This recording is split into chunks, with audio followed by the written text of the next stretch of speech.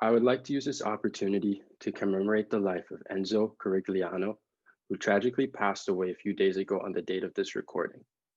Enzo was a bright and kind soul whose smile was contagious and had the power to light up any room he walked into. His passion and joy transcended also onto the squash court, where he was widely regarded as one of the best young players of his generation.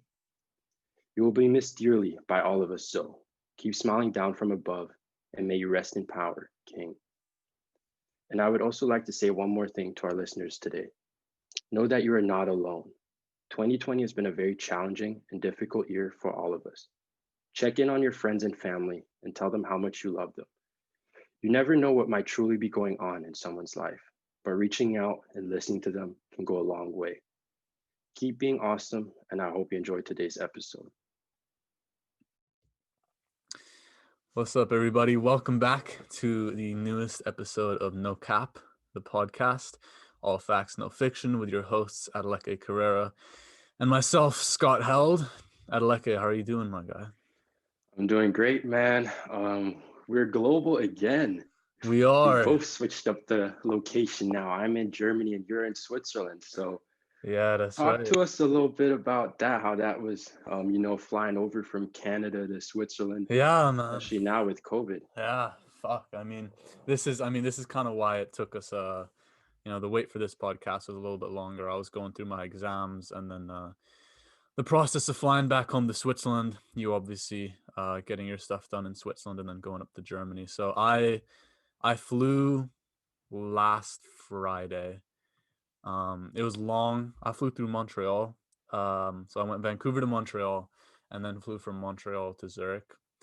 So the whole like all together, it took me like a good like 18 hours to get home, Oh my which goodness. was a grind, man. Yeah, 18 hours. It was pretty painless, to be honest. Like, bro, it's funny because you mentioned like COVID and such, and like honestly, other than everybody wearing masks, not that much about Yeah, flying was different. You know what I mean? yeah. The planes were still packed, obviously.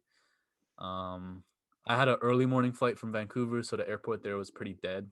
I got up at about 5:30 to head to the airport. Flight was about I think 8 or something, and it was quiet. I mean, I got through security real quick, did all that, Yeah. went to Montreal, and then arrived in Zurich. Bro, and I know you've been through this as well, man. Zurich has the most confusing airport when you Oh arrive. man, Zurich Airport is a labyrinth, if I Bro, may I don't say. understand. Like, I kid you not, everybody on my flight got lost when they were walking through the airport. Cause you come out Because the they plane and let you then come out the gate. Yeah. yeah, and then suddenly you at departures and you're like, yo, what's going on? Like I thought I was right. It's so confusing, man. So I was so quick to get through because I was the only person who knew where to go. So I was at the Yeah. passport control and there was nobody else there because nobody had found their way there. I don't know what's up with Zurich Airport, bro. Man, they need to Somebody. fix that. And the only thing I really always have is like my orientation point is like those shuttles. Yeah, yeah. And it's so funny because like you can always pinpoint who the tourists are because once you're in the shuttle, it goes and then on the sides of the wall, Oh my you hear god. like the yodeling. They have Yeah, like these yeah. small little pictures going on with like They got the Heidi. Heidi. Yeah, yeah. Oh, That's when that I'm always kills like, me. okay, I'm back home right now. Yeah, bro, straight up, man. I didn't take the shuttle this time. Bro, they didn't even drop us off at the terminal. The plane just parked on the runway and then they stuck us on a bus to drive over. And then the bus did like a circle and then it Uh-huh. dropped us off. Like it passed the drop off point and did a big ass loop and then it dropped us off.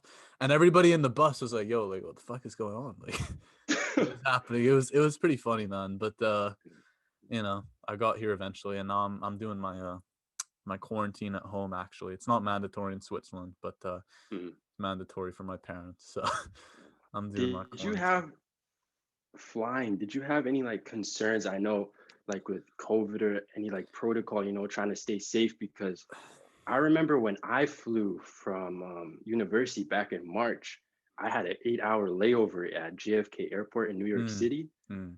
And this was like very early on when people were first starting to figure out like what COVID was all about and stuff. And I remember I didn't even have a mask or anything because they were Yeah, all sold out. yeah. So I just sat. my ass like right in this one spot for 8 hours until I Yeah. boarded the flight. I imagine it was a lot more paranoid back then. I mean, now it's been a while. Yeah, I had a pretty short layover. I had like 2.5 hours in Montreal, so I was just kind of chilling, I ate and sat on my laptop and whatever.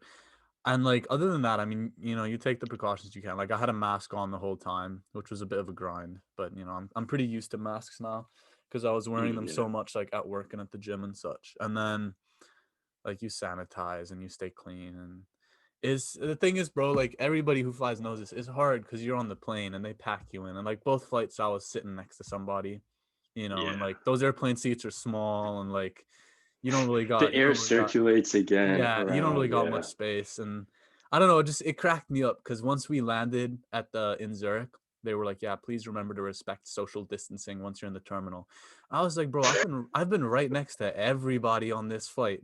Like if somebody Exactly. has it, I got it now. You know what I mean? Like, Yeah, man. Like, there's not much that can yeah, change staying now when six you're feet walking off away that just because plane. I'm at the terminal doesn't matter anymore. So it was I mean, like I said, it wasn't as I thought they did a contact tracing thing on the plane, so I had Okay. to fill out my information. They haven't contacted me yet, which is good. Um, but even I don't know, at the airport, I thought people were gonna ask me questions, when I was going through passport control and stuff, but they didn't ask Yeah. anything. Like I just scanned my passport and I walked through and the guy just waved me ahead. And Oh, because I guess they have like the list obviously when you enter Switzerland about like yeah, countries that are like the red zones where you have yeah, to quarantine when you enter. yeah. And I guess obviously they know Canada wasn't on that list, so I guess they didn't ask. But it's still kind of a I little think bit I think the funny thing suspicious, you know? is I think the list is only countries that are worse than Switzerland, and there's not a lot of countries like that right now. So, you For know, real. yeah, Yeah. it was pretty funny. But yeah, man, I'm back home. It's been a minute. Everybody who knows me knows it's been a good year and a half since I've been home. Mhm. So I'm just doing my quarantine, which is interesting, and then just dealing with it, man. What about you, bro? You're back up in Germany, reconnecting with the family and such. How's that been? Yeah, so I'm back in Cologne, hometown where I was born at, Mm, and lived for 8 years, but it's also been a long time since I've been back here. I have a lot of family from my dad's side that's over here, mm, mm, and it's been over what, like 4 or 5 years ever since I left to go to school in the States. I haven't been here. mm. And a crazy thing that actually happened is I reconnected with a friend that I went to kindergarten with in first and second grade. No way. That's And amazing. I have not seen him since a good 11 years, 11 or 12 years. He visited Yeah. one time when my family first moved to Switzerland. He was there in that first year, but afterwards, because when you're so young, contact like falls apart and stuff. But For sure. the crazy thing is, it was my second year up at high school at Loomis, and then suddenly I got a request. Somebody was following me. Shout out to Alex. And I just Okay. remember that day where I got like a whole flashback. I was like, no way. Like I remember him from kindergarten. No way he like followed me and stuff. And Yeah. then I we stayed in contact a little bit the last few years here and there, exchanged some stories. And then when I got here to Cologne, I sent him a text. I told him I was back in the city, and then we reconnected again, which was That's insane. crazy. Bro, he must have been shocked. He was like, "Who's this tall ass motherfucker?" God, he hasn't seen you Man, since you were a kid.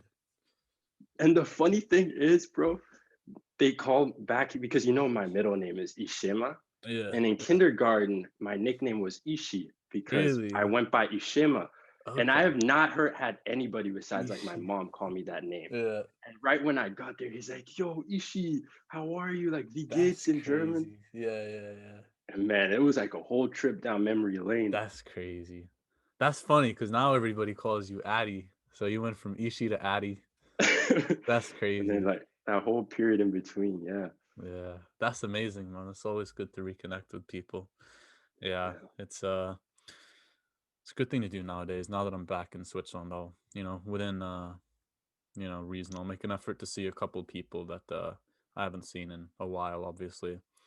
Yeah. Which will be good, man, because who knows when, it might be another 6 months before I get the chance to see everybody. So, I mean, even Yeah. you and me, we've been doing this podcast. I haven't actually, like, we haven't seen each Yeah. other We since, haven't met. It kind of turned out it sucked because right when you got to Switzerland is when I left. And then yeah, right when I come back, we'll only have like a few days pretty much before I yeah. have to leave again.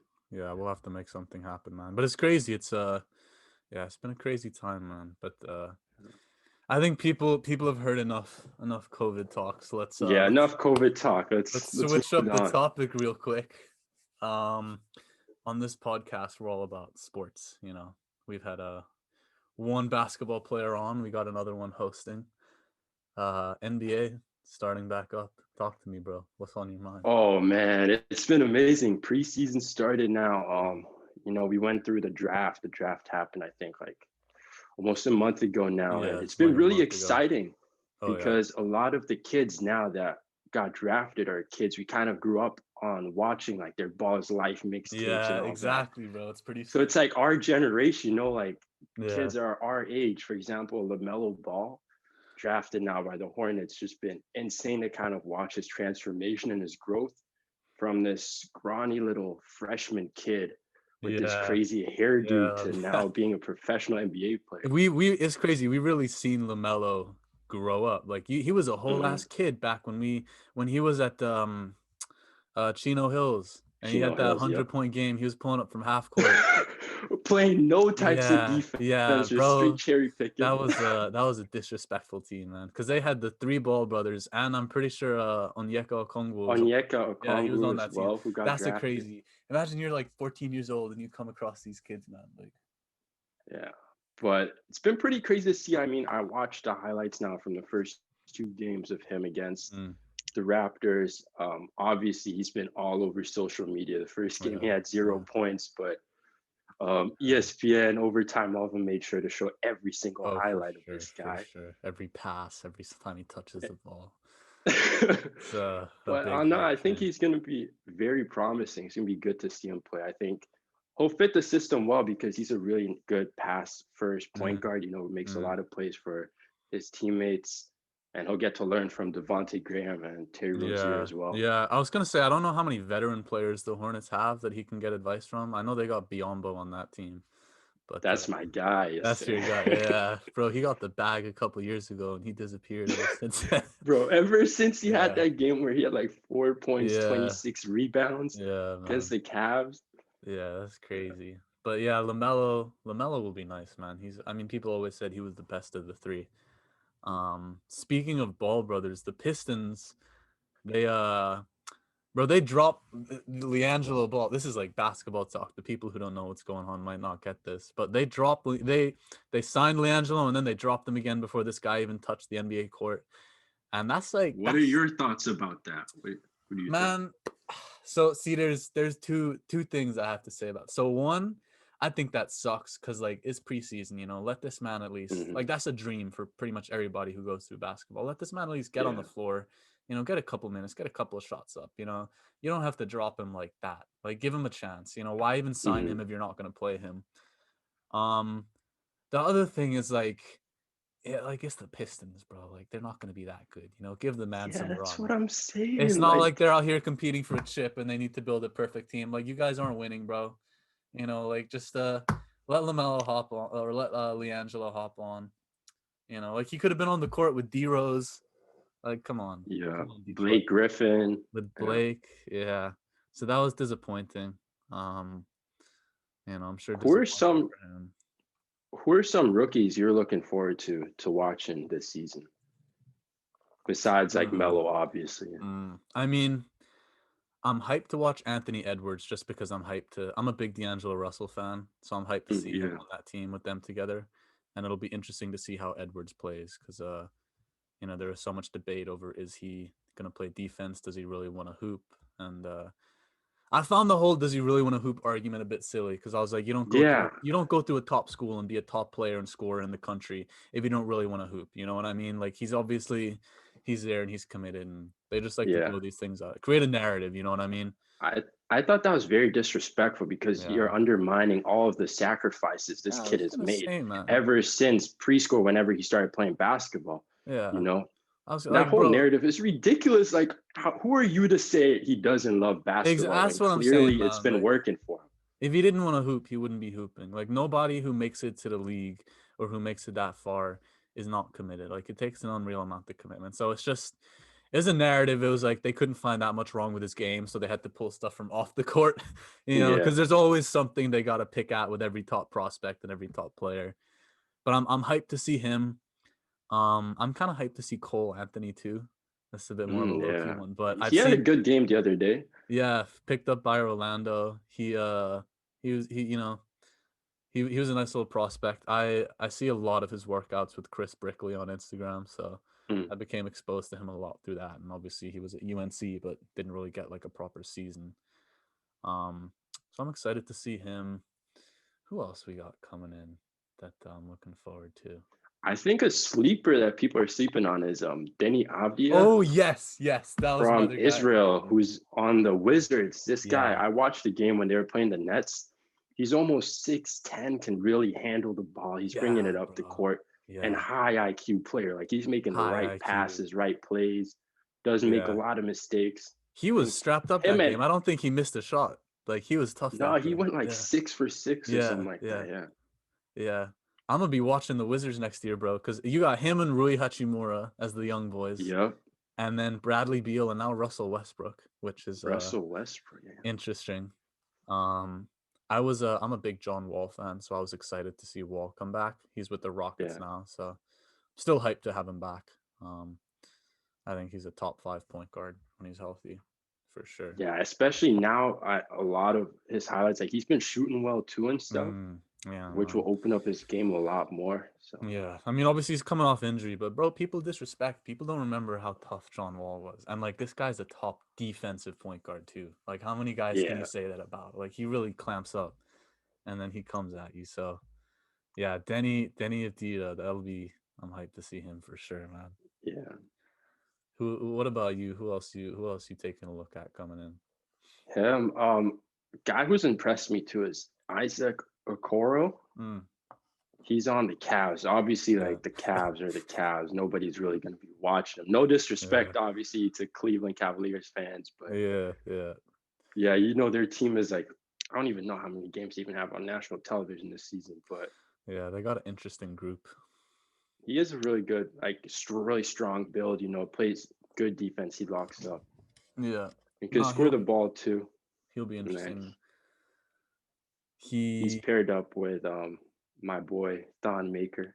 So Oh yeah, Don Maker's on it because I was gonna say they got Colin Sexton and Darius Garland as well, so they got an yeah, interesting group of of young boys, of young boys. yeah. But well, I'm just trying to get my drapes right because obviously new location, trying to get the visual right for the podcast. But Okay. Arcega Coro, Obi Toppin on the Knicks. Don't know how much Knicks Mhm. basketball I'm gonna be watching, but you know, yeah. Yeah, it'll be a I think it'll be a hype season, man. I mean, obviously you had some trades too. You had some Mhm. big signings. Giannis re-signed with Milwaukee, which I'm very happy about. Yeah, same. I'm very happy about that. Enough of this teaming up, jumping to other teams, and you know, Yeah. not that I'm complaining because the Lakers got Anthony Davis out of it, but back I'm to tired back. of the Lakers just getting whoever they want, man. They've just this offseason, how are they able to get all those guys for pretty much Bro, the nothing? Lakers made the best moves they could have made. I mean, Dennis Schroeder was huge. Montrezl Harrell. I mean, the Clippers are they were Clippers are an interesting case. And I don't know. It's funny now because now you see the comments like Paul George is saying like, like I'm coming different this year. Like I've been working, I've been doing this. I'm like, first of all, obviously he's gonna say that before the season. Um, Second of all, like man, you guys blew it last year, bro. Like They did, yeah. they They blew it bad, up 3-1 against the Nuggets and then choking like that. bro. Playoff P. Come on, man. Pandemic P, Pandemic yeah. P. Way off P. Like Man, that's off the crazy. backboard, Paul Off the George. backboard. Yeah, no, it's yeah, it's funny. I used to be a big Paul George fan. Now maybe a little bit I less mean, so. something I wanted to ask you too. This is pretty interesting. I've been thinking about this a lot recently. It's like, Hmm. what role do you think like the media has in creating certain narratives about guys? Because, Oh for man, example, with Paul George, you have it, and then Kyrie Irving, especially, is another big example because he got fined for not wanting to talk to the media yeah, because he sees them, he kind of labeled them as pawns, trying to script guys Mm. in a certain role and portray them in a certain way. I mean, on with Kyrie, I think I don't know. Kyrie's a bit of a weird guy for sure. I think he should talk to the media. Like, yes, it's a pain, but everybody does it. Everybody's got to do it. It's just engage. It's part of your job. You get paid like millions of dollars to play basketball. You can deal with a couple of journalists. Yeah, That being said, on your point about the media creating narrative, like that's huge, man. I mean, if you watch any media, and this goes beyond sports, but specifically within sports, if you go across any ESPN, any sort of media outlet, like they just thrive on narratives, bro. Like yeah. I they mean, love to that's how they create generate things. income, bit pretty much. Like, Exactly. And yeah, especially nowadays, it's so clickbaity and so based on, whatever. I mean, you take a show like take somebody like Skip Bayless. You know what I mean? yeah, Skip Bayless has been talking shit for years. He talks so much that there's no way he believes what he says when it comes to LeBron, when it comes to Aaron. There's no way.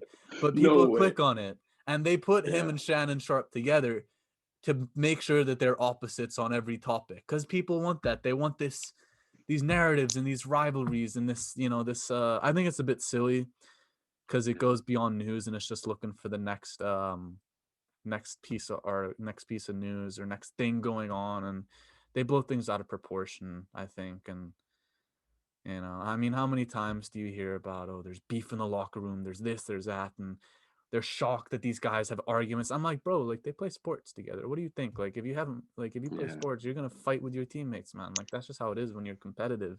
It's just how you get yeah, past it. And if you win or if you can't grow past it. But the media just loves to add fuel to the fire and to try to incite. And it's just the industry. You can't, I don't know if you can blame them, but it's just how the industry is nowadays. And yeah. people want like these easy clickbait articles, you know what I mean? They want their Exactly. quick Yeah. trade rumors and everything like that. So you know That's the thing too. Like the way we consume news a lot of times is because we have such short attention spans now. yeah, As a media outlet, you need to have those clickbaity things, those quick, exactly, hard man. one-liners that will draw people in, And I give think them what they it's want, and then unfair. It's unfair to to younger players. You know what I mean? Because yeah, you look at how quickly guys are labeled busts, and they come in with these high expectations, and then they're immediately chucked aside and forgotten about. And it's more. I think it's more nuanced than that. You know what I mean? yeah. Like It's a lot of pressure too because huge there's amount of not a lot pressure. of privacy anymore for, especially for example, for athletes. While we're on this topic, Yeah. because your life is being documented and observed 24/7. You can't Oh even yeah. be on social media and, for example, like a post without it being questioned. You know what I Yeah. mean? Yeah. I So think every single move you make, you're on high alert and you're it's just tough. watching yourself. I mean, you Yeah. got to remember at this point, these kids coming in are younger than you and me. Like Yeah. these are coming into the league. It's a lot of exposure. It's a tough thing to deal with. That I can't even imagine what it's like. You got a million things on your mind, and at the same time, you still got to play basketball and produce because that's what it's really all Yeah. about. Um, I think some players handle it better than others for sure. Yeah. But it's just part of the age we live in, man. I mean, news is so sensationalized too. Everything got to be quick and fast and hard hitting, and the next big scoop. And that's why the only big scoops I want are my Woj bombs. That's the only thing I wait for. The only When I thing I'm get really, that notification, Woj is just yeah, tweeted. yeah. I never unlocked my phone that fast before, bro. Oh yeah, it's because it's true too. If this man says something, it's facts. 100%. 100%. It's crazy. This guy makes a career off of like 1 month in the year where everything goes on, and he just knows everything that's popping. I mean, I'm sure people have seen you probably saw this, the video of him taking a phone call when he was on an interview with ESPN. Like, this man, No, I didn't see. Wait, I actually you never didn't saw see that. this? What was He it? was he was on a TV interview or something like that. Uh-huh. I think this was around the draft. And his phone starts ringing, and the man just takes the call in the middle of the interview, and he's like, "Yo, I got to take this," and he just dips. Another Woj bomb coming. I'm like, man, you're really making a living off of this He one really exciting time of has. it. Yeah, bro. But Yeah. I'm excited for the NBA, man. I think it'll be a good Same. season. I'm always hyped for sports. I keep up with football and with soccer, but basketball is where it's at for sure. So Facts. Enough talk with basketball, listeners might be a bit bored now having us, Yeah, talk some about people hoops are gonna all be like, day. "What did these guys just talk about?" Come on, man. No, Yeah. I'm playing. But let's segue into music a little bit. What's been in your Ooh, rotation currently? I know there's been a lot of what's good been in my music coming out rotation? recently. Let me, I gotta take a look at my Spotify for this. My music's been, as always, very all over the place. A real mixture of Okay. things. I know there's been a couple new albums. I know Jack Harlow had a new album. Kid Cudi had a new album. Yeah. How'd you feel about those? I really like Kid Cudi's, was it Man on the Moon 3? Yeah, yeah, yeah, yeah. Yeah, really, really good album. The production level is insane. Mm, Like going up from like tequila shots to yeah. transitions on it, and you're just feeling like you're in a whole vibe. I really have to say I was really impressed by it. And obviously it's a classic, but when Kid Cudi hums on a song, Yeah, of course, you man. already know it's about to be The fire. Kid Cudi album was nice because it was kind of nostalgic. You know what I mean? Like Yeah. it's Kid Cudi. It's just the way he used to be, kind of. But I can't say I've listened to it too much. I did really like Show Out with Skepta and Pop Smoke. I mean, I'm a big Skepta guy. I also love my Yeah. Pop Smoke, so that was perfect for me. But That was crazy too, hearing Cudi on like a pure just trap beat, like a going there. drill beat almost, yeah. I liked it. Yeah. It worked honestly. And like I said, I love Skepta. What about the Jack Harlow album? What do you think of that? I listened to it a little bit. I like Jack Harlow, honestly, Yeah, to me be quite too. frank. Ever since obviously What's Poppin' was the song that kind of put him on the map for me. Yeah, yeah. But also with him, I was really impressed about how versatile he is. I kind Yeah. of thought he was going to be like a one-trick pony, For sure, but for sure. in the album, for example, like Cream, I think Yeah, was one of the songs where he like completely switches his Cream was tough. flows. Yeah, man. He has a lot of different melodies that he plays around with. Yeah, I'm just taking. He had the song with Bryson Tiller on there. Obviously, I was all over that. That's my guy. Yeah. Um, yeah, no, it was a nice little album. It was not amazing, but it had a couple of bangers. But then it had a nice enough mix so that it didn't just sound like he's just pandering for whatever gets played on the radio or whatever. So that was solid. I listened to that. Listened to a lot of NBA YoungBoy lately. That's Okay. I've been I've been big on I've been big on YoungBoy. Like, admittedly, I was a bit late to the wave, but this Mhm. last year I've listened to him. I listened to him a bit before that, but this last year, 2 years, is when I listened to him the most. I Yeah. do like my young boy, my NBA young boy, and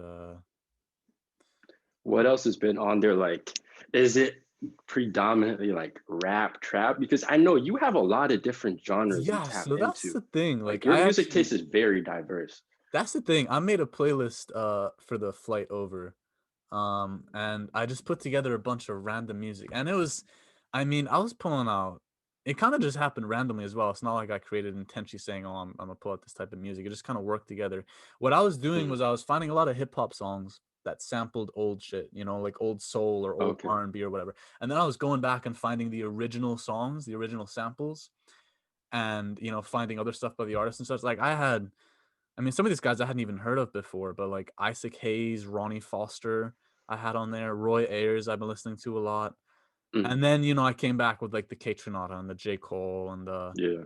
Erica Badu and, Marvin Gaye. And it was just, I don't know, it was cool because I had Pink Floyd on there. Like, it was a real mixture of things, which is kind of representative of what I've been listening to for the last, year. So I think when my Spotify Wrapped came out, it was pretty much all hip hop, and that is what I Yeah. listened to the most. Like, I think 3 of my top 5 songs were Pop Smoke, and I was like, that doesn't surprise me.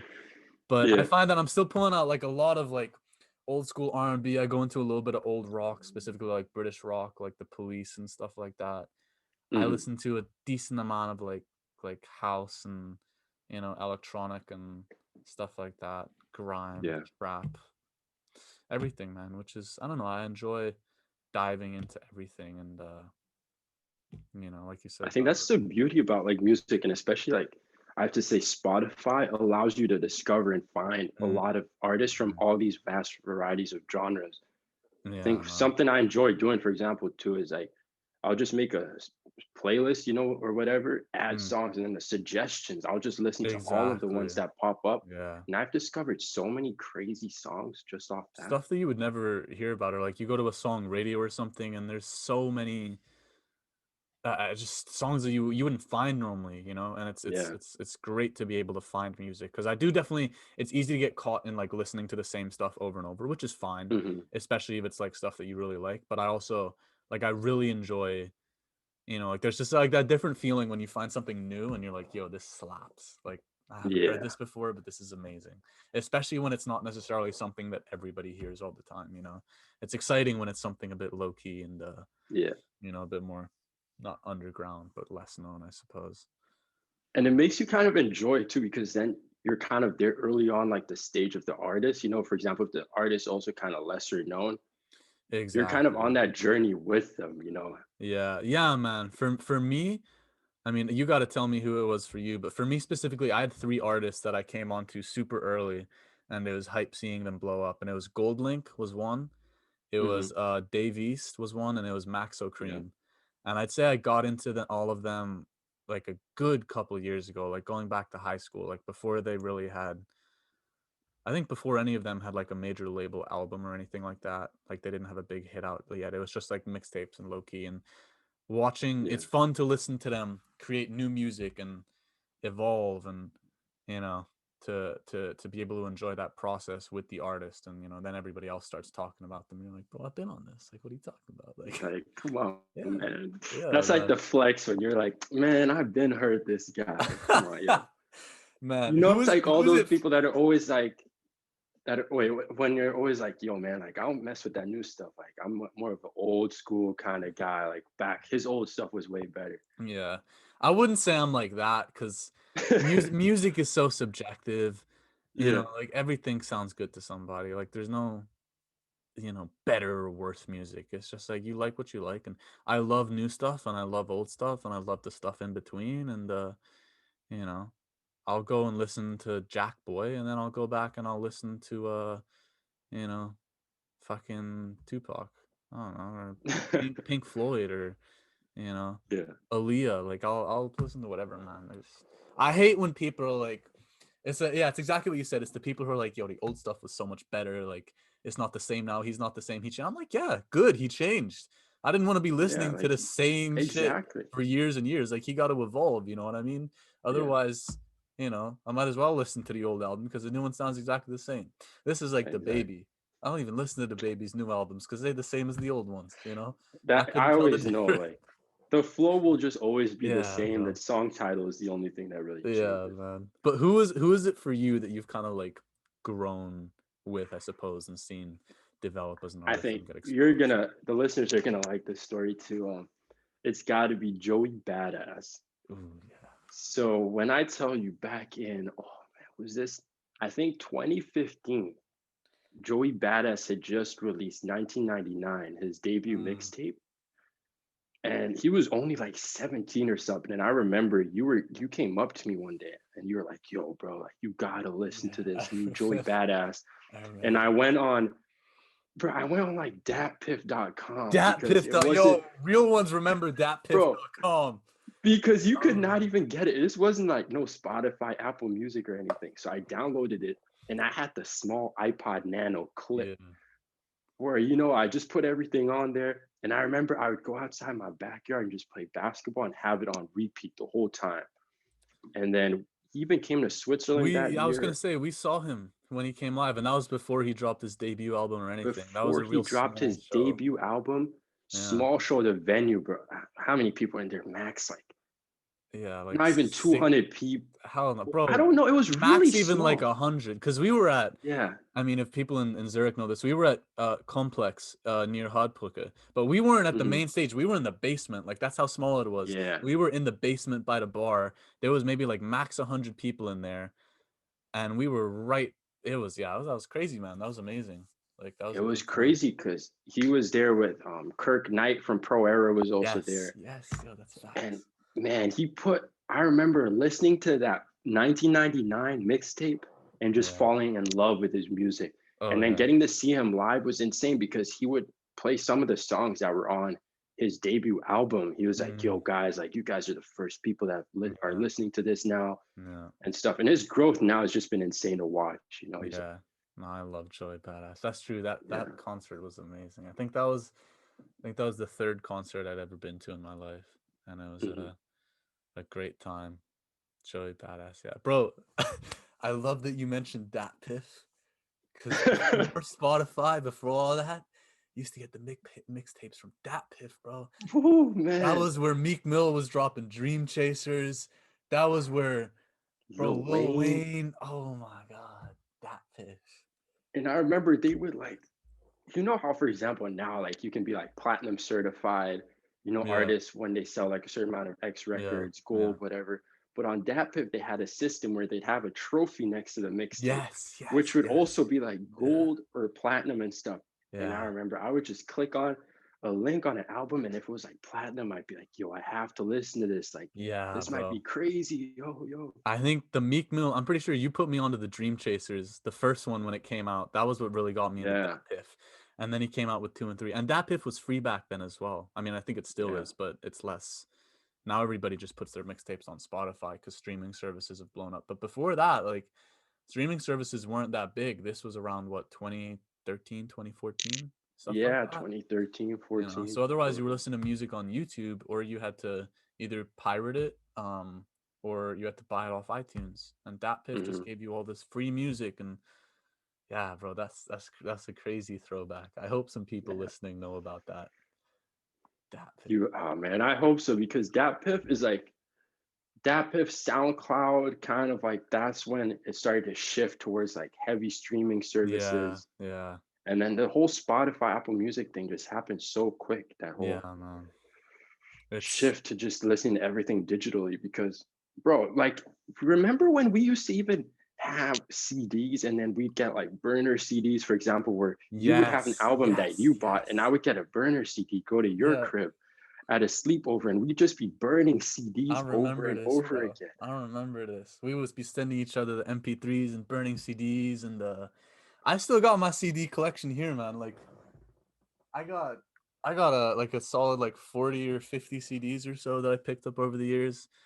Yeah, And it's like streaming's amazing because it's so easy and you have like a world of music at your fingertips. But like having the physical CD or even a vinyl, if you get lucky enough, is yeah, amazing. Like I remember you bought me an Illmatic vinyl, a Nas Illmatic vinyl back in the yeah, day.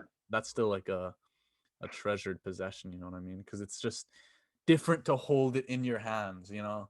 Like yeah. there's a big difference between hopping on Spotify and then, bro, you take the vinyl and you put it on a vinyl player and you play that. It's different, man. It's crazy. It's It's funny because we crazy. look at it now and we're like, this is so vintage and cool, and who would have thought? Yeah, But back in the day, like my dad was, that's how he listened to music. Probably the yeah, same for your parents, bro. Like, which it's I think is sick, to be honest. yeah. Honestly, it's amazing. It's crazy you talk about vinyls because yesterday I was at a vinyl record store here in Cologne with Mm, my dad. We walked in there, and it shows you the true passion that people have for the art of music. You know what I mean? mm, Like they're mm. true collectors and people that just enjoy the culture to their fullest. So he walked in the store, and one of the guys that owned the store, he might be in like his 40s now, just had a massive, massive room just full of vinyls everywhere, decoration. He would have signed vinyls from artists that would come to play shows at Cologne, in Cologne, at festivals, etc. And he'd go there, get their vinyls signed, and he'd hang them up. And it's just so beautiful getting to really look at an album cover in a different way, because now when you look at them digitally, you don't even really recognize or even cherish them that much Yeah, anymore. no, for sure. But having like a physical copy in front of you really is just different. That's definitely one of my goals. Like when I'm, older and have like an established place and such, to start building a vinyl and CD collection. Yeah. That's That's something I want to do, man. I get the classics too, like the old Stevie Wonder and the old Marvin Gaye and the Otis Reddings, and get those Man, OG ones.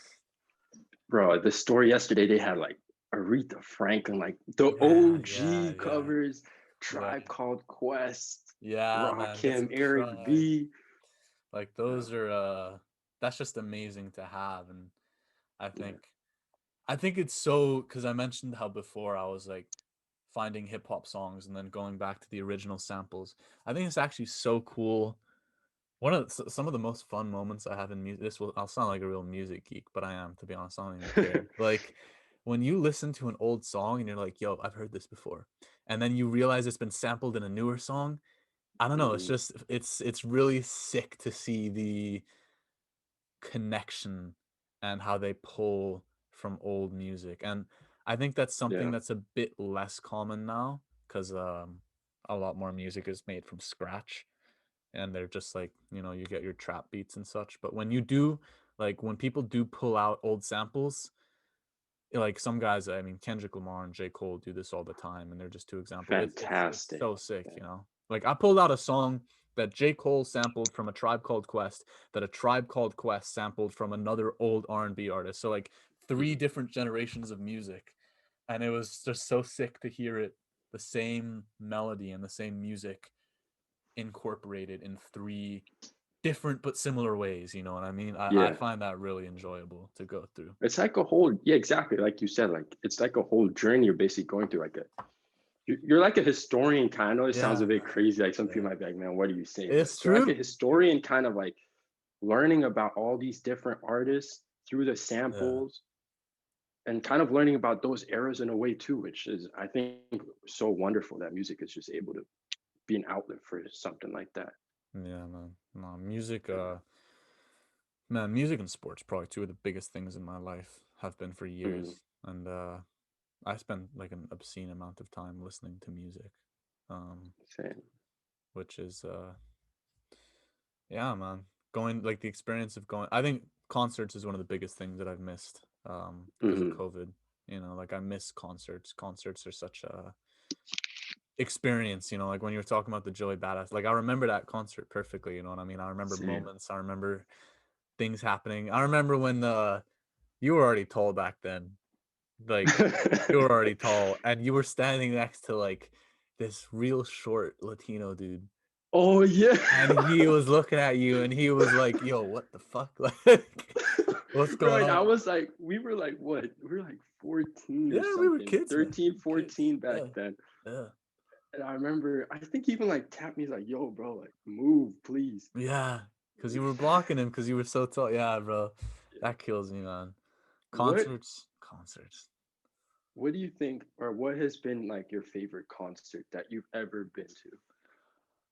See, okay.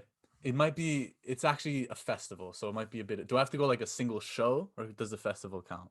No, Because you could say a festival. the best music experience I've had was when I went down to Biel, Orpund, in the middle of Okay, nowhere in wait. For the Switzerland. listeners, please, you got to describe what that was like, because and Listen, describe Beal, please, because I listen, don't think a there lot of is the there listeners is know. nothing there. There is nothing there. Me and my boys, Kyle and Cam, we caught a train down to near, I want to say Basel, I think. And then we got off at Biel, which is already a tiny city. And then we took a bus to Orpund, and like there is nothing in Orpund. Like there is actually nothing. Like I think there was one McDonald's in the town. There was a little park, very scenic and beautiful, like because it was it's by a lake right next to the mountains.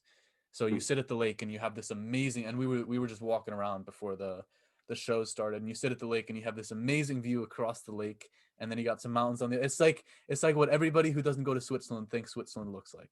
You know what I Oh mean? yeah. It was exactly like that, like to the T. So it's beautiful, and but there is nothing there, and we really came to realize this at night. So what had happened was this is a funny story. We went to the shows. We went there for one day. We saw Clear Soul Forces, this like underground group. We saw The Alchemist perform, which is probably the greatest piece of music that I've ever been part of in my life. Like I was on another galaxy for Mm. that. Spiritually and everything else. Let We him know. saw Freddie Gibbs and we saw Dave East. Freddie Gibbs was the last, and he finished after midnight, like around 1 a.m. or something. And so we were far from Zurich, and there were no trains going back. Like it was late, Mhm. so we had to spend the night in Orpund. Now, once night comes, like we are exhausted by this point, bro. Like a day wears you out. Like, and when you have a lot going on, and you've just been moving around and doing things and engaging and such all day, like you are Yeah. exhausted. The shows were incredible. We were front stage for everything, but nighttime comes and we're like, okay, we have 7-8 hours to kill until the first train at like 8:30 a.m. So what are we gonna do? Damn. So And you guys, mind you guys are basically like in the middle of nowhere, we're right? in the, so this is the thing. We realize that there's actually nowhere to go. And so our Damn. dumbasses are like, yo, let's just go back to the park we were at before and let's just sleep in the park all night. We'll be fine. So we go to the park. It is, it is pitch black. Like I can't see anything. Man, And we end up we find like a little bench wall area and we sleep yeah. there and I'm sleeping on the grass. It's cold and it's not a good time, but we're just so tired. I'm not feeling good. I got a crazy headache when I go to sleep. So I'll wake up. I had this pasta right before we left the festival. I chundi that Oh whole pasta. no. I chundi that whole pasta.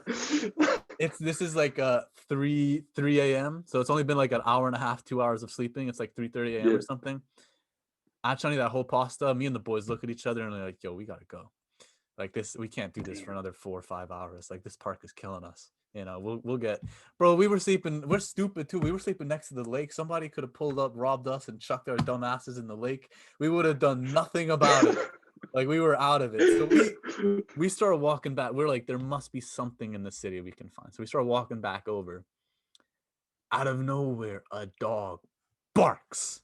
I'm talking like an No. angry bark. I'm talking like a fucking Rottweiler coming to tear your ass up type Yo, bark. And hell it's no. pitch black. It's pitch black.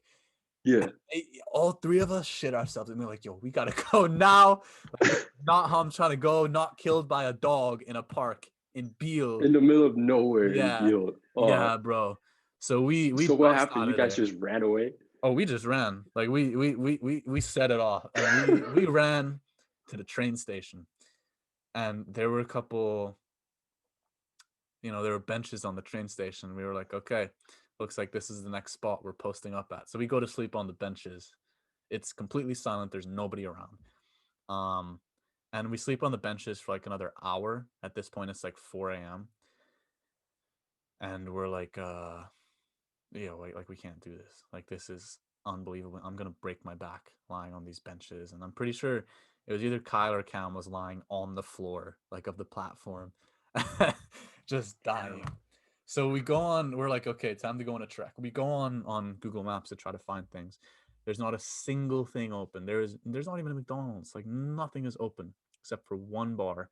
So we trek across the little city of Opund and we find or of Beale and we find this bar and we go in. I straight up I just pass out. Like I just fall asleep on the table. And I think Kyle and Cam got a beer and I'm just asleep. And then we wake up at I wake up at like 7. We walk over to the train station. We catch the train, pass out on the train. It was one of the longest nights of my life. But Yeah.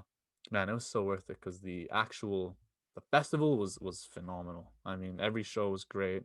We were front row for every single performance. That's It crazy. was it was definitely worth it. And the night is that was just part of the fun. Like it's like one I of mean, those. that's like a whole experience. I guess a moment of a Exactly. lifetime. You You know what I look mean? back on it, you know what I mean? Like you don't have to be posted up somewhere cozy and cushy to have a good time. Like we were like, damn, yeah, I felt like shit at the time, but looking back on it, it was like, yo, this was an experience. Like this was Yeah. a good time. So in terms of music experiences, that's definitely the best I've been to. Like as Yeah. a whole. You know what I mean? That's dope, man. Yeah, I don't know. Damn. What about you, bro? When I think about it, like I don't think I've ever gone through something as crazy as you have, but I mean, growing up, like I was always around music because of my family.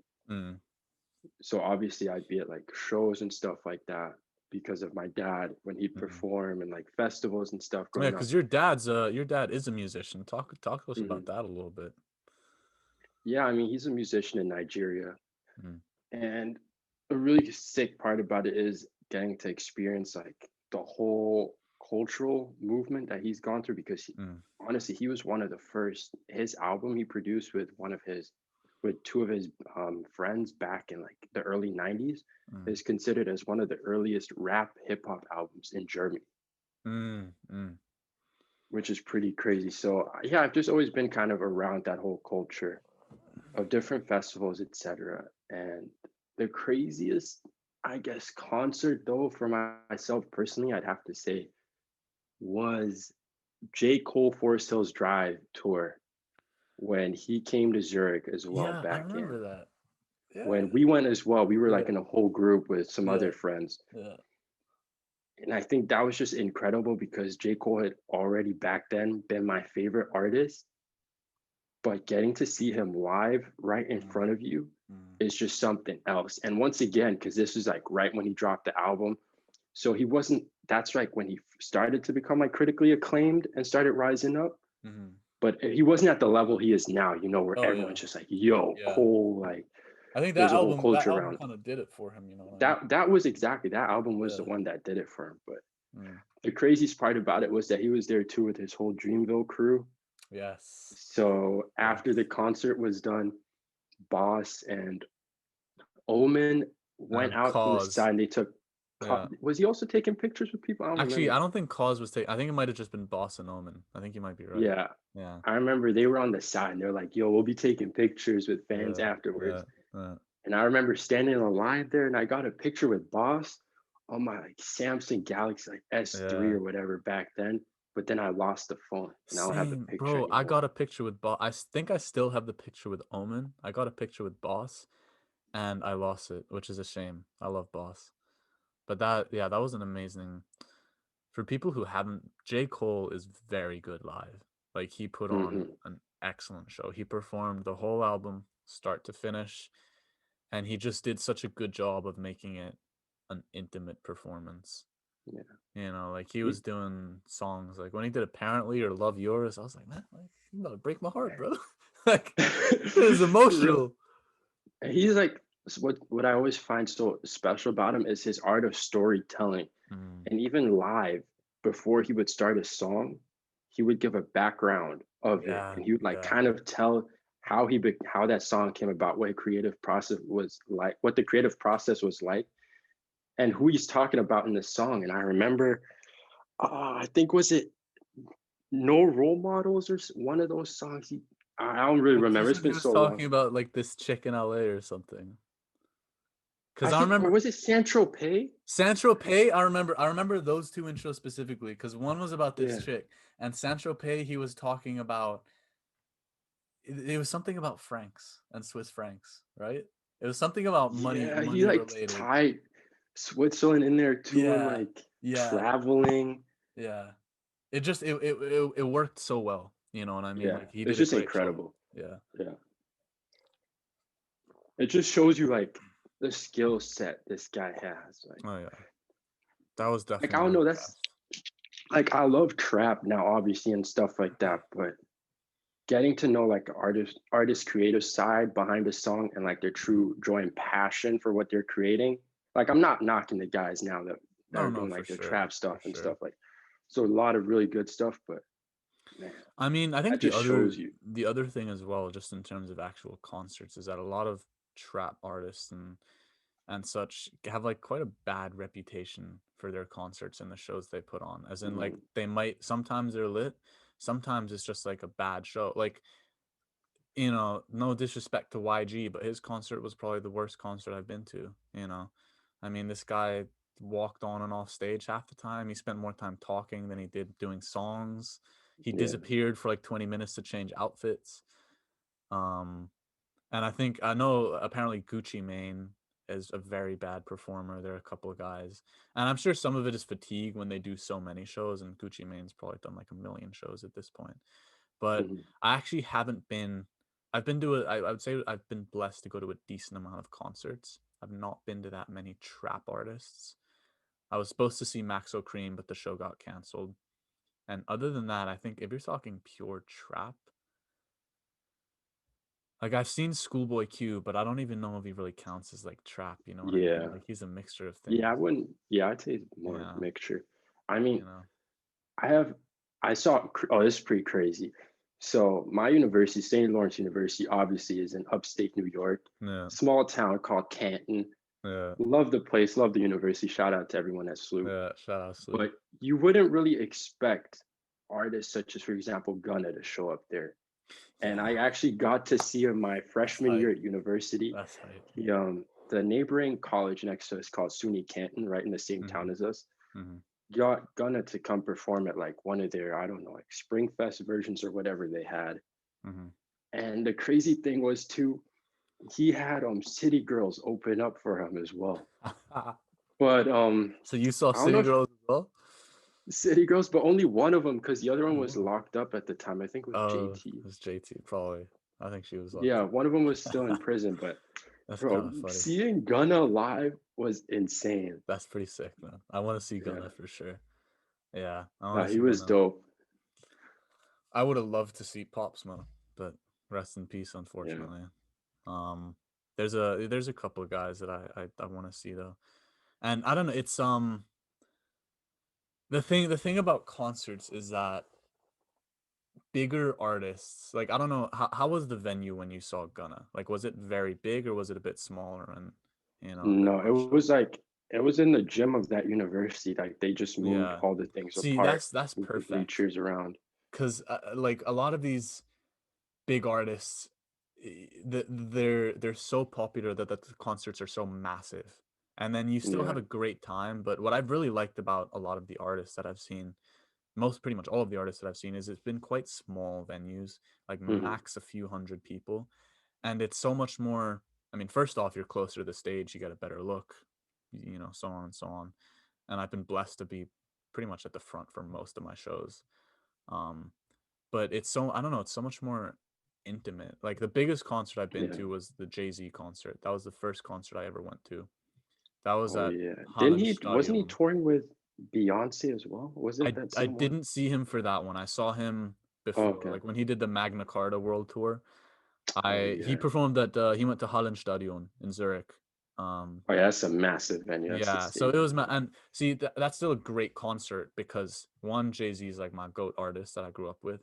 Two, that was my Hmm. first ever concert, so it was perfect.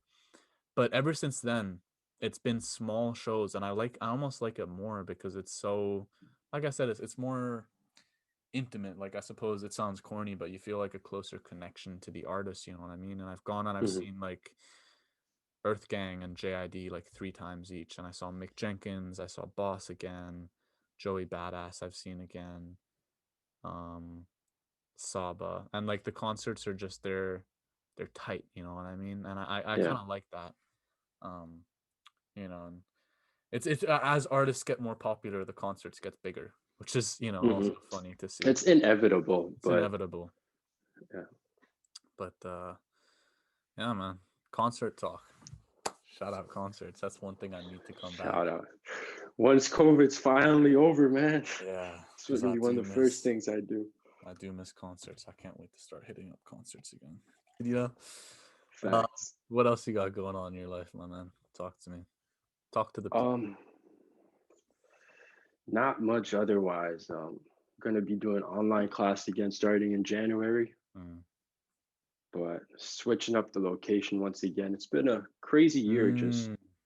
despite COVID, having to like navigate all these different locations, I guess.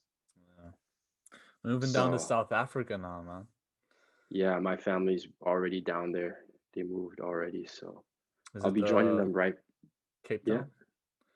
Cape That's Town. Yep, that's amazing, man.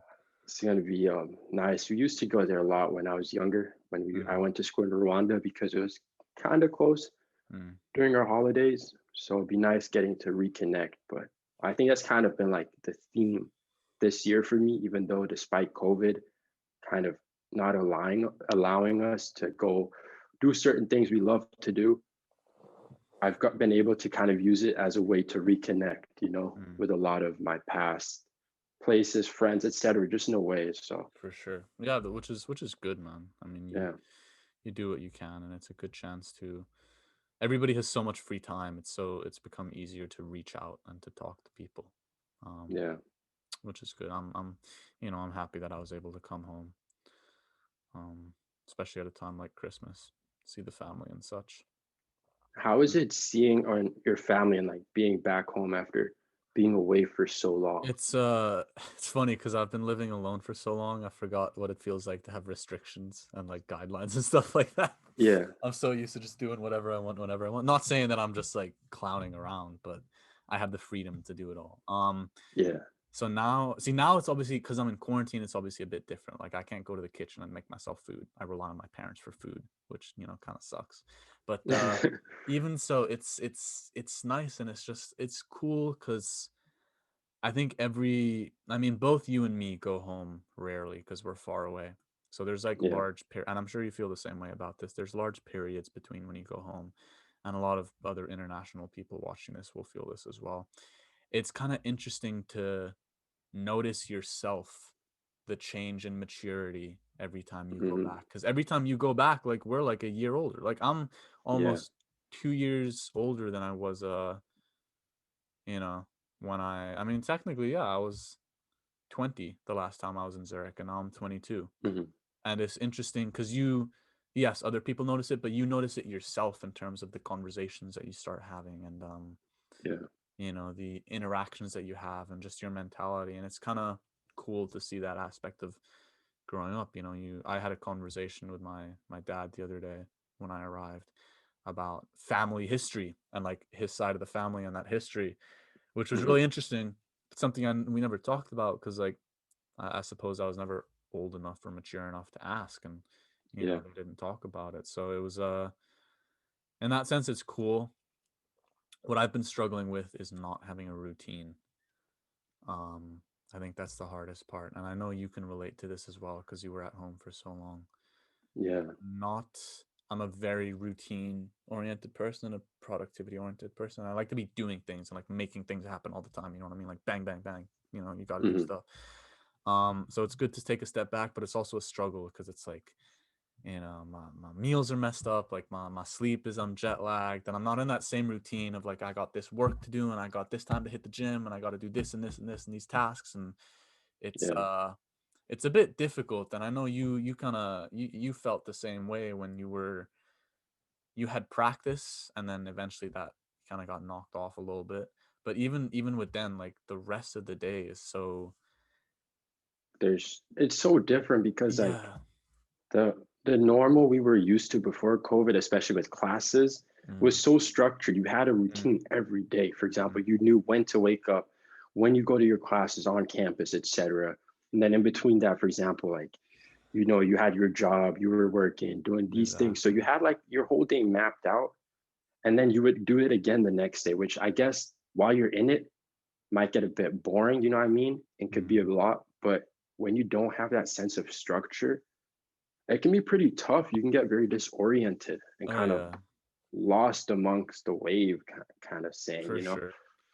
For sure. And So when you change locations as well, like with us coming it back to makes it hard Switzerland, too. it makes it hard. You get really thrown out of your comfort zone. Like Hmm. you have to adopt to not just sleeping in a different place and everything being different and in different places. You find yourself, I found myself having to readapt to like really strange little things like that you wouldn't even think about. Like the shower is different, you know what I mean? Hmm. The sinks are different. Like the house is hotter than my apartment, so suddenly I have to change the temperature. And it's these little things that you don't even think about, but you realize how comfortable you've gotten in a space, and not, in your routine and in the environment that you're in. And it's always a bit of a shock when you have to go back and readjust, and especially when you have to do it temporarily. Like, I know I'm doing this readjustment, but in less than a month I'm going to be flying back to Canada, and then Hmm. it'll be, back into class, job, gym, and like that's my day Yeah. right there, you know what I mean? So But that says a lot about who you are too as a person, like that kind of global citizen, so to speak, mm, that you are now. That yeah, you are, even though it's difficult, you are able to adapt to all these different situations and these different environments and locations, yeah, despite the circumstances around them. yeah. I mean, we spoke about this a little bit with Sylvester on the last podcast, and just in Yeah. terms of being global and just exposing yourself to new things, and you know just being flexible and having the ability to you know interact and deal with different circumstances, and be independent as well, which is good. I think Yeah. it comes across very clearly when people don't know how to live with themselves and deal with Yeah. themselves and do the day to Do day. you think, well, obviously your move to Canada helped you become independent, in in an Mm, obvious extent, like you're living by yourself, you're in a whole different country, let alone continent. mm, mm. But do you think, looking back, if you had, for example, stayed close to home with university, do you think you would have made that same amount of personal growth if you reflect back? I don't think I would have. And it's because it really does come down to the independence, and it's leaving home always, and you did it even a year earlier in terms of going to Loomis, so I know you know exactly what I'm talking about. Leaving home is always a huge jump, and the difference is that it's the further you go, the bigger of a jump it becomes. And I'm not just talking, oh, you have to adopt to a new. I don't really have to adopt to a new culture. You know what I mean? Like Canada Mhm. is, it's a Western culture that I'm used to. Yes, there's a time difference, but it's more so you realize that this is something I talk about with my parents actually, that you go overseas and your parents always support you. Yeah, The further away that you get, you have way less of a support system, not because your parents aren't supporting you, but because your parents really don't know about where you are. You know what I mean? yeah, And the reason I thought about this was because my mom always asked me for pictures, and I'm really bad with taking pictures. And same, yeah, I realize it's because I'm not in England hanging around with people that they know and places that they know. Like my parents haven't been my dad lived in Vancouver maybe 30, 40 years ago. They visited once in the time. Like they don't it's really hard for them to situate my life across the mhm, world. So every issue that comes up with, they can help, but more so mentally and financially, not so dealing with Canadian banks, health insurance, doing my taxes, finding apartments, day to day doctors, physio appointments, routine. It's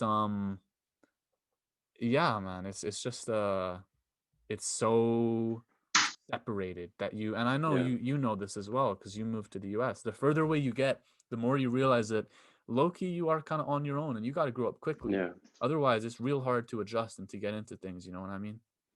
yeah. You realize very early on for the simplest things, like you were saying, that there's no supporting hand, helping hand that can help you Oh figure yeah, out all these little definitely things. not. Even the simplest thing is, for example, trying to text your mom or ask, like, hey, about this thing is going to take time because of time difference. Yeah, yeah. She might not see it until a lot later. And And I think she might not know the answer because she doesn't exactly know, because a she doesn't know. whole new environment. Yeah, And yeah. but what I really cherished since being overseas in the US is just the appreciation I have for what my parents have done Mm. so far for me. Oh yeah. I think comes to light a lot more when you're by yourself now and you Yeah. get to look back and reflect on what they've been able to do and the opportunities they've been able to provide for you. Mm. Because when you're living in that environment where you're constantly around them, it's hard for you to kind of see that and notice it because that's what you deem as normal, you know? Exactly. I think no, it's super, yeah, super appreciative of that. And like I know like a lot of the basis for that independence and the work ethic and stuff like that comes from, your parents. And so I think it's Yeah, you notice differences in people in terms of who's had to deal with it and who hasn't. And everybody has different relationships with their parents, and everybody is treated different with my parent and with their parents. And I think my parents always did a good job of instilling a sense of hard work in me and also a sense of independence, and like like you got to know how to deal with things by yourself. Like we're not gonna yeah, wait on you and set you up for everything and do this and do that. And it's I think that's definitely been an important part of going overseas. The other good thing is that having that relationship with your parents keeps you grounded. So like, yes, yeah, my parents can't help me with logistics that much, but it always means a lot to speak to them and to have that emotional support. And the same with the homies back home. And whenever I talk to you or any of the boys, it's always like a positive grounding experience because it's important to yeah, remember where you came from and who you knew, and to keep those people in your life and to keep yourself focused on what's coming moving forward, man. yeah. You You know, can't get too high. The boys always, calm you down when you think you've done something. exactly, They'll be the bro. first ones to tell you to It's humble not. down. There's no fun growing if you're not growing together, man. You know Yeah, how it that's is. facts. You know how it is. Yeah, Yeah, man. I think that might be a good place to call this one short. To be yeah. honest, I think We we've come out. appreciate you for listening to today's episode. Getting to know, I guess, our boy Scott here a lot more. Yeah. ourselves, me, myself personally as well, because I think that was something that we may have not been able to do so far in the Mm. podcast, kind of share our own experiences. But yeah, Just in terms of going forward for people listening, focus of this podcast will definitely always be on guests. So most because we want to put other people on the map. We want to showcase other people. So we will definitely be bringing more guests on. But at the same time, it's also this is a valuable experience for us to just kind of talk about whatever topics are going on, to put that on the map, to hopefully create conversations that you guys can engage with and appreciate, and like you said, get to know us a little better. So moving yeah, forward, I'm sure you'll hear more episodes that are like this with just us two conversating and such. We got a couple close friends we might bring on for the same kind of dynamic but with an extra person. But we'll be bringing on guests and keep showcasing people and doing what we can. You know what I mean? Just doing what we can, yeah, man. But it's always a blessing to hop on and chat with you, bro. yeah. You too, man. Say what's up to the family, and for our listeners listening as well. Enjoy the holiday season. Cherish your Mm. loved ones around you. Tell somebody close to you that you love them, Take this and time, man. yeah, Take this time. Make it a special time, and then come back when it's done and be ready to get at it in the next year. You know what I'm saying? No so, cap. We'll keep you going through it all yeah, fact, no sir, right fiction. there next to you. All right, love you.